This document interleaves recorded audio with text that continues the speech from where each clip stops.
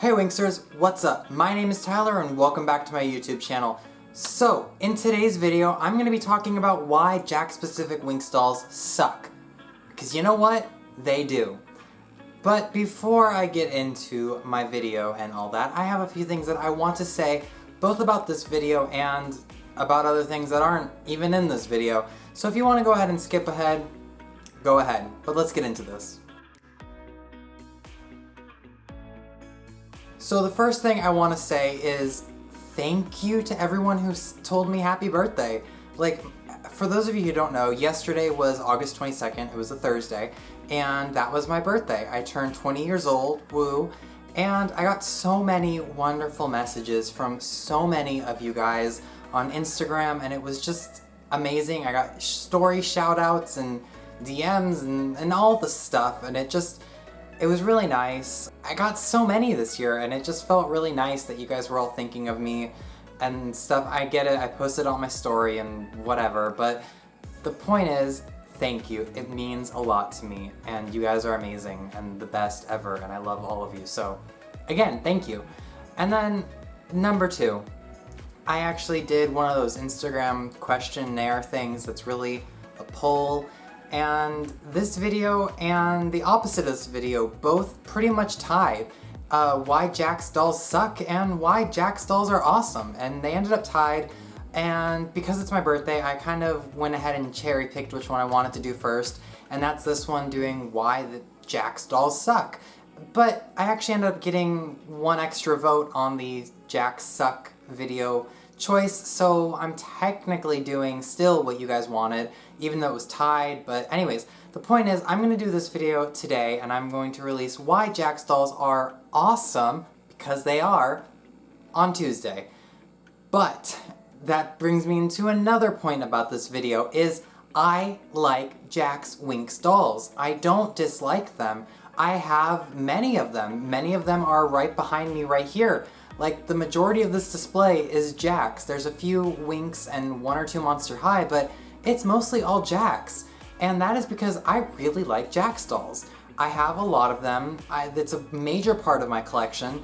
You know, Winx is my major collection, aside from Barbie and Monster High, which are much smaller in comparison. And, like, I would say 50% of it is Mattel, like, 40% is Jakks, and then 10% is a mix of Ghiacci and Witty. So it's quite a large collection, and I do have a lot of Jakks dolls. So what I'm trying to get across in this video is that, one, you can love and cherish something and still critique it, because nothing's perfect, and you can always look at something objectively and decide, hey, this could have been better, and that's what I'm trying to get across in this.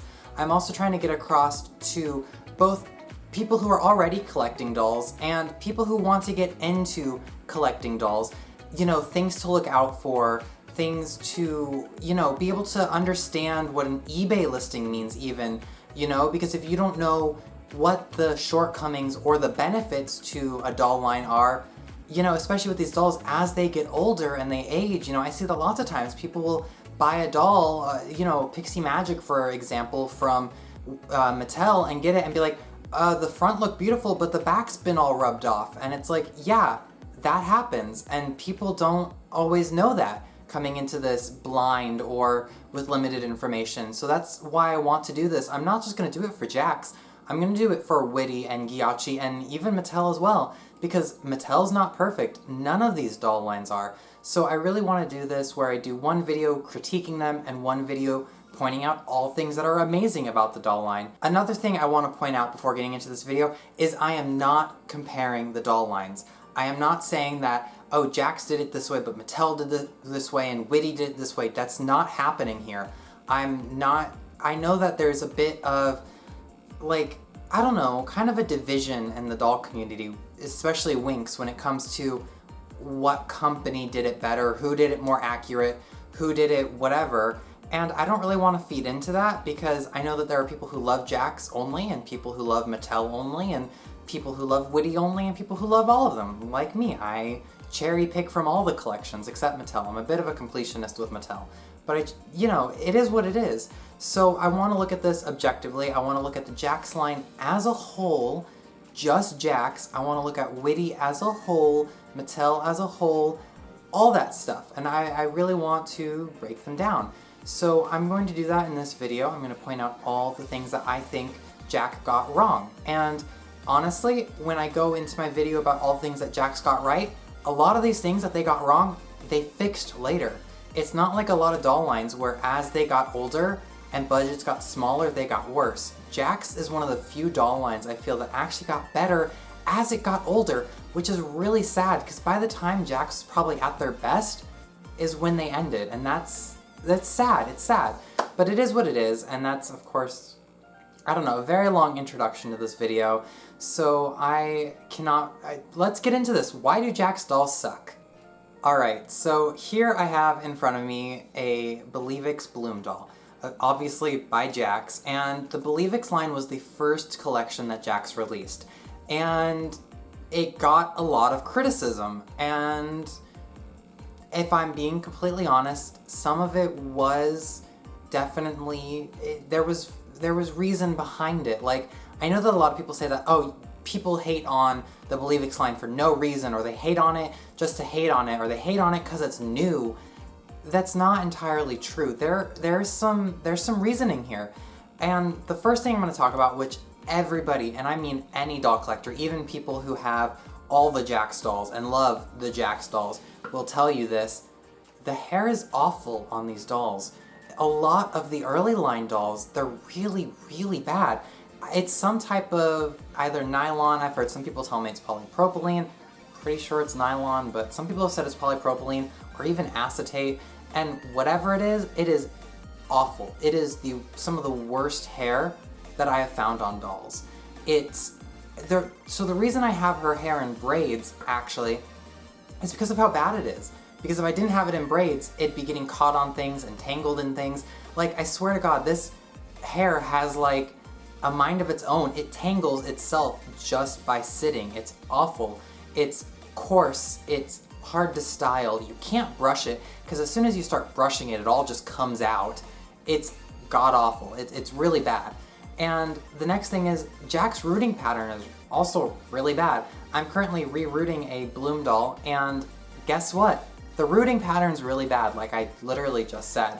So because this hair is so thick and so voluminous, I'm gonna say, Jakks didn't feel the need to put a lot of like hair rooting lines. So there's basically the hairline that goes, you know, around the full scalp, and then there's like 2 lines in the front, the part line, and then like 2 lines in the back.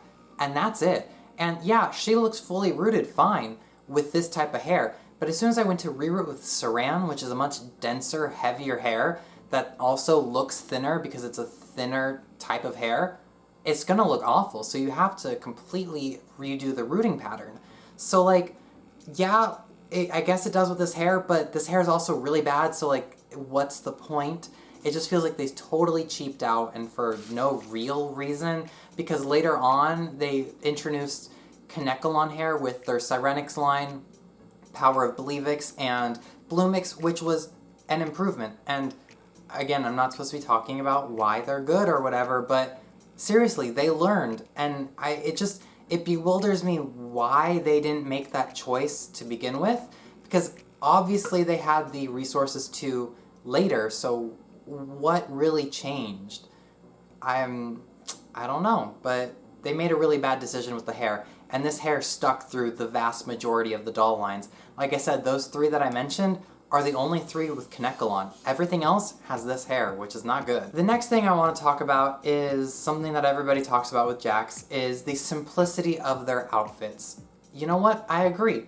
A lot of the early lines, you know, Believix, the Rock Concert, Casual, they were very simple. I mean, even this, it's literally 2 bits of fabric. There's this blue lame and then some pink tulle, and there isn't even like a proper, I forget what it's called, but there's no proper waist in here. It's just a piece of rubber keeping the skirt on, which is like, really? You couldn't put a piece of fabric there? Which they actually don't do at all. All the other, and any doll with a skirt will have that plastic thing in there. I don't know why. It's just not necessary, but it's there, and yeah, it's just cheap. I mean, these outfits are super, super cheap. Speaking of this blue lame, yeah, mine's in good condition, but that's because she sits on a shelf. I don't touch her. If I were to touch her every day or play with her like a normal child would, this would all rub off. In fact, I have this Stella doll here that I bought secondhand, and you can see how from normal touching and play on her skirt and top, the color's just completely worn off. It's gone. It's completely gone. It's been worn off by touching. And honestly, your clothes shouldn't do that. It shouldn't do that over time. Yes, these dolls are coming on being 7 years old. Yeah, fine. But it still probably shouldn't degrade that fast, and you see that a lot in these dolls. It's very unfortunate. So yeah, the reason that Jakks suck, their outfits were always bad. Again, until the later lines, the outfits were simple, they were show accurate, but not enough. It was never enough. Like, they definitely, it always was lackluster. And sure, for a play line, I guess it's okay, but considering these were considered the deluxe dolls, they didn't feel deluxe, and people were wondering why they were spending that deluxe money on them when the outfit rubs off in like a week if you touch it every day. So like, what's the point of that? The next thing I want to talk about are the wings. Now these wings, which are the earlier form of the wings, snap on and off this mechanism here, which I guess makes sense if you want to, I don't know, like make Franken wings or something. Sure, okay, that's fine. But you know what people had a lot of problems with? It breaking. These little clips that hold them in, they break all the time.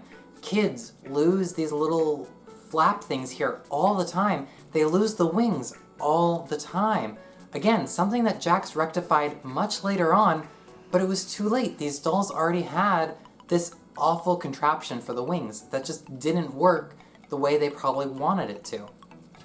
Also, speaking of these wings, I don't know if you're going to be able to see, but a lot of this glitter has just completely chunked off. The Charmix dolls have it even worse than this, because the Charmix dolls, the entire wing is covered in glitter, and you'll just get complete chunks of that glitter coming off. It's cheap and not well thought out. Sure, it's pretty if you shine it under like a phone flashlight, but for a toy that a child's gonna play with, it's just gonna end up ruined. So why even make something so fragile like that, or like this mechanism for kids? But like at the same time, it's a good idea, you know? I'm not saying that Jakks was wrong in thinking that real fluttering wings was a good idea, because you know what? Yeah, it's cute and it's fun, and it was at the time a little revolutionary. Like, there were no other dolls on the market like that, and it was cute. Now, something I need to talk about the deluxe dolls is the articulation. Yes, they're fully articulated.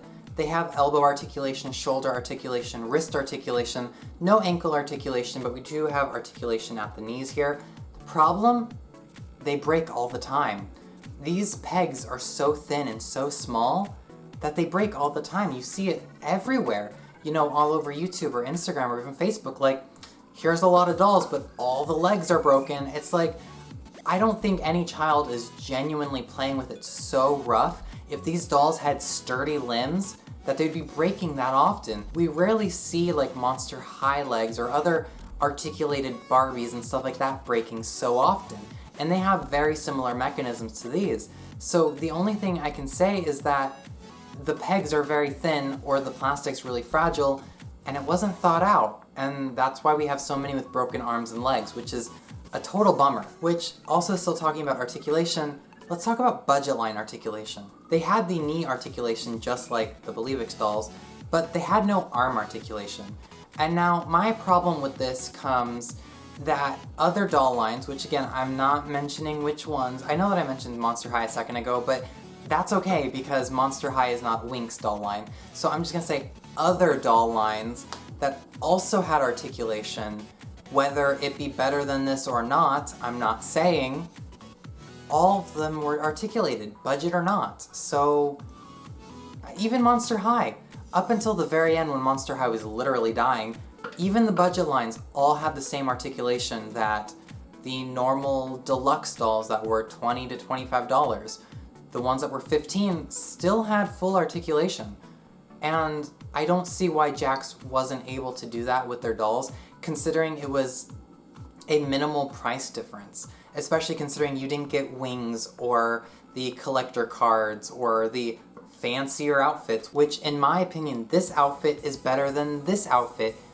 These fabrics that they used are not temperamental. These fabrics are not going to literally change color in a matter of years. I mean, yes, it has painted on glitter, and you can say what you want about painted on glitter. I'm a fan of it on collector dolls, not playline, because it just rubs off.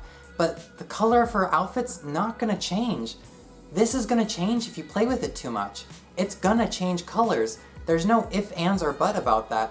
Underneath this blue overspray, because it's not true lame if you can rub the color off, by the way. So under this blue overspray is just silver lame. So like, why? What? Why? Just do like a plain blue fabric with glitter on it like you did with this one. This has a better outfit than this, and honestly, nicer shoes. So like, I don't get it. Jakks really bewilders me sometimes. So yeah, so far we have talked about the misuse of glitter on the wings, the awful fabric choices, which goes beyond just Believix. They chose bad fabrics for some of their other lines as well. If you guys watched my Harmonix review, it will be up here. I tell you that aside from the train, the actual fabrics of the outfit are bad. They're cheap, they're thin, they're plasticky feeling. It's not good. Like, yes, it's a beautiful effect, but it's not good fabric. And it's like, what's the point, you know, when you really look at it? Like, why? Why? So yeah, we've talked about Winx, hair, bad outfits. We've talked about the articulation and how it's not stable or sturdy. And what else is there to talk about when it comes to these dolls? Oh yeah, there's more. Another thing to talk about is sirenix dolls. If you guys don't know what the sirenix dolls look like, here's a picture. The wings were too heavy. They were a solid plastic piece, unlike these, which are like translucent cutouts. They were solid plastic, and they're so heavy that it messes with the doll's stability. Not only can she not stand on her own, the wings, if you sit them down, will literally knock them off just from them sitting with those heavy wings behind them. You try to hold it, I'm holding Bloom by her legs, right? No problem. I can even hold her by her thighs, no problem. This is a position that most kids are gonna play with the doll, right? Is here, because you go on to get that wing flapping, right? Well, here's the thing, those wings are so heavy, the dolls bend backwards, which is not good. The wings also don't flap because they're so heavy, it takes a lot of force to get them to go forward, which is not good and not what you want. Again, I think they did it because sirenix is supposed to be in a collection you can get wet or play with in water, and the wings, I guess, need to be sturdy or whatever, but they have a tendency to break. They snap all the time because they're so heavy and unnecessarily so. They don't need to be that heavy. Even if they'd done wings like the Power of Believix line, which are the same translucent bit here, but with like holographic stickers on it instead of those thick plastic wings, they would have still been A, waterproof, and they wouldn't have broken so easily. So why? Why did they do that? They didn't have to do that. Now, I actually want to talk about outfits again and talk about the Enchantix dolls, which, if you didn't see my recent Stella Enchantix, you should totally check out my custom here. If you watch that video, you see what her outfit looks like. I'll put a picture of her here. The Enchantix outfits were bad. They weren't good. Specifically Stella. Stella's has got to be the worst outfit of all of them. Aside from Icy, Icy's outfit's bad. You see it all the time. It's always frayed. It's just spandex. It's cheap spandex. It's really thin. It's not any good. Those dolls also have this nylon polypropylene whatever, so the hair's awful, which is why I did that reroute. I can't get over how bad the hair on these dolls are. I know I'm harping on it a lot, but if you don't own one, you really don't understand how bad the hair is. And it's really, really frustrating to any doll collector. Even if I was a parent and I saw my kid's toy and they had had it for like a week and it was just like a mass of matted hair, I'd be upset because like that doll was expensive. She was $20, $25. And even now with these dolls getting collector status after all these years of people not wanting them, which I could make a whole separate video on if you guys want me to, and the backlash that Jakks got, which I find very ironic considering now these dolls go anywhere from $50 to like $250 a piece, which is insane. Because, you know, while I was sitting here, you know, in 2012, the little tiny child I was collecting dolls saying, I know they're, like, I remember saying on like Flickr and stuff, they're not perfect, but they're cute and I like them and I'm glad that Winx dolls are back in America. And people would be like, you're wrong, they're horrible, they'll never do. And you know what? They went away because of that, because people didn't buy them at first. But now everyone is so tight and upstuck about it. Like, okay man, have fun with that. Sorry guys, my camera was overheating, so I stopped and let it cool down and I'm back. So another thing while still talking about outfits that I wanted to say is Jakks constantly reusing accessory molds. This has to do with the shoes, the gauntlets, the hair pieces. It was just, they were constantly reusing things. You know, like the Charmix dolls have the same shoes as the Bloomix line, or I guess the Bloomix line has the same shoes as the Charmix line. The Power Believix dolls have the same shoes as the San Diego Comic-Con dolls, which again, why?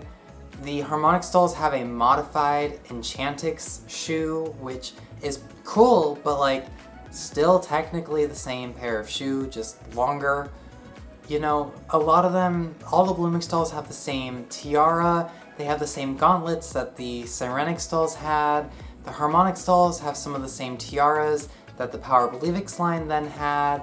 The Power Believix line has headbands and stuff from the casual lines of the earlier doll lines.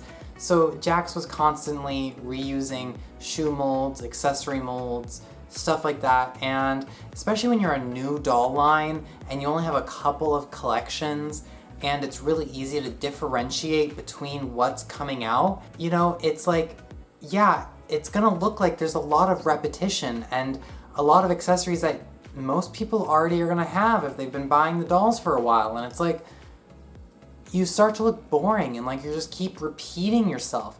You know, Monster High had that issue where they were, towards the end, constantly just rehashing the same accessories in different colors. And it gets to a point where people are like, I've seen that before. I've seen it 100 times before. You know, even someone who is only buying the fairy dolls for their kids. If you bought Power of Believix and you also bought Harmonix, well guess what? Some of the dolls have the same hair pieces. And if you bought Sirenix and you bought Bloomix, well, okay, some of them have the same gauntlets and even the same head pieces again. And the Charmix dolls have the same shoes as the Bloomix dolls. And it's like, a little bit more diversity would have been fine, would have been fun, would have been great. Why it wasn't there, I don't know. But I think Jakks kind of missed the mark with not really expanding their accessory catalog. They really should have. They could have totally done a great job with it, and they didn't. And that is something that did carry them throughout the entire doll line. They never really got better at that. I mean, maybe Sirenix, but again, they all had the same pair of shoes, so it's still technically only one shoe mold. And they did get some accessories better with some of the budget lines, but yeah. So guys, that is all I think I have to say about the Jakks dolls right now. All of the reasons why the Jakks dolls genuinely suck, and just things that could have been better and should have been better. And when I talk about why these dolls are awesome, I will tell you that there's really no excuse for the dolls that are bad, for the bad outfits, the bad wings, the bad hair. There's no excuse because Jakks rectified it later. And I think that's something that if all the doll lines were consistent, then like, okay, maybe it was a budget issue, you know? Maybe they just didn't have the money. Maybe they didn't have the interest. Maybe they didn't have the ability to do that kind of work or whatever. But no, it was very inconsistent. And the dolls were never, some were great and really are like really great designed and really nice outfits and really good accessories, and then others were just bad. And it didn't really make sense. So I think that's another downfall that they had, was inconsistency, or too much consistency by reusing the same accessories. But yeah, that's what I have, guys, and I hope you enjoyed this video, and I hope you learned something or got something out of it, or if you're considering buying these, now you know what to look for in a good doll and a bad doll. You know, make sure that the outfits aren't worn, the wings don't have damage, and if they do, make sure that the seller stated it, or that you're aware of that when you're considering how much you want to pay for these dolls. You know, I think that's important. So yeah, the second part to this will be coming out on Tuesday, and I really, really hope you enjoyed this video, so until next time, guys. Bye!